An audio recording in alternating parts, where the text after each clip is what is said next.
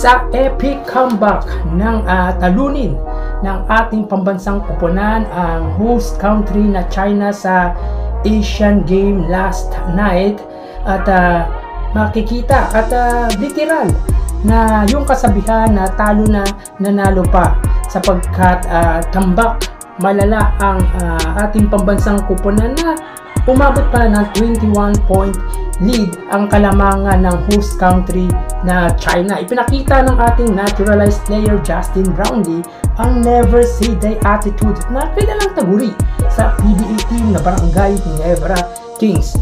At sa first half ay na-outscored tayo ng kalaban sa score na 30-48, at makikita ang kakulangan natin pagdating sa depensa, sapagkat ilang beses tayong natakbuhan ng kalaban ng mga guards ng China.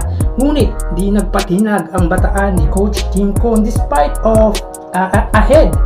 Sabi ko nga ay 21-point lead sa third quarter, at sinimulan ni CJ Perez ang unang punto sa third quarter, at pinakawala naman ni Justin Brownlee ang unang buslo beyond the arc, at sunod-sunod na kumamada ng 10 straight points ang ating naturalized player na si Justin Brownlee sa third quarter, na natapos sa score na 50-62 led by host country China. At pagpasok ng fourth quarter, nang uminit ang kamay ni Justin Brownlee na tumirada ng tatlong sunod na 3-point shot, at ang magic bunot ni Coach Tim Cone kay Kevin Alas na nakatulong offensively at defensively. Yung mga pressure defense, yung mga hustle play na talagang pinakita ni Kevin Alas, at masasabi natin siya ang isa sa X factor ng panalo ng ating pambansang koponan. At si Ange Kwame ay defensively ay ramdaman ang presensya, dahilan para ma-outscore natin ang host country China.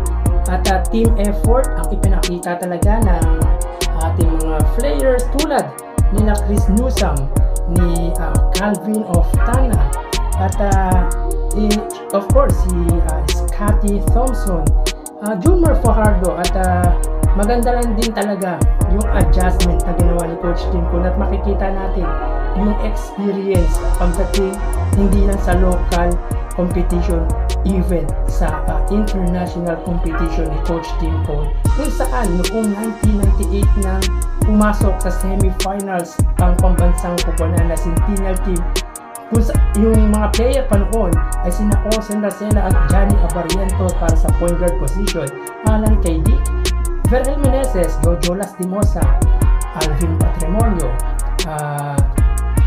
Dennis Espino, Jun Limpot, Andy Sigel, Marlo Aquino, PJ File, yung mga at Kenneth Dorendes. At yun yung mga pambato natin kung saan nakapasok sa semifinals noong 1998 ang Centennial or RP team pa noon kung tawagin, at nakuha ng bronze medal ang ating pambansang koponan noong time na iyon. Huling nakapasok sa finals ang ating pambansang koponan noong 1990, kung saan ang mga player pa naman nito ay sina Ramon Fernandez, at ang coach ay walang iba kundi si Coach Sunny Jaworski.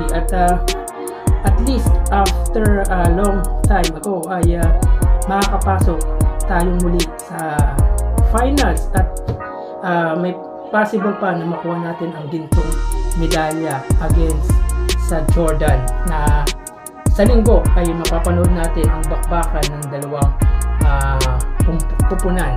At again, pinangunahan ni Justin Brownlee ang pambansang koponan na tumirada ng 33 points, 5 rebounds, 4 assists at 1 steal. Katuwang ang Ginebra stalwart at produkto ng Perpetual Health Altas na si Scotty Thompson na umscore ng 13 points, 8 rebounds, 3 assists at 3 steals. It's a come from behind win for Gilas against the host country China, and they will face Jordan for the gold medal match. At again, saludo sa ginawang adjustment ni Coach Tim Kun, at makikita natin talaga yung strategy niya pagdating sa switching, at talagang hindi na nagamit si Fajardo, na kulang talaga sa depensa, kitang-kita natin, at nagamit na utilize ng maigi si Ange Kwame pagdating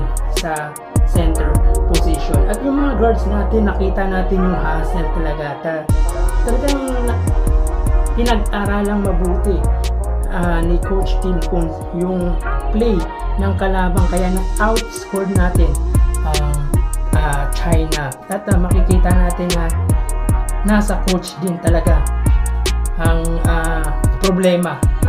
Nasa coach din talaga